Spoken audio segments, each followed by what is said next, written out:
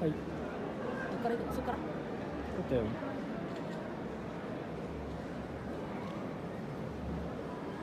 皆さんこんにちは、早野健康です。今日は皆さんに嬉しいお知らせがあります。私たちが作った焚き火台ファイヤーベースが今回のギフトショーの総合グランプリを獲得しました。一般の方々の投票と有識者の方の審査によって決まったそうです。最初はドッキリかなと思いましたけれども、盾をいただいて、実感しております。今回幕開けを購入していただいている応援者の方々にもいい報告ができたかなと思います。ありがとうございました。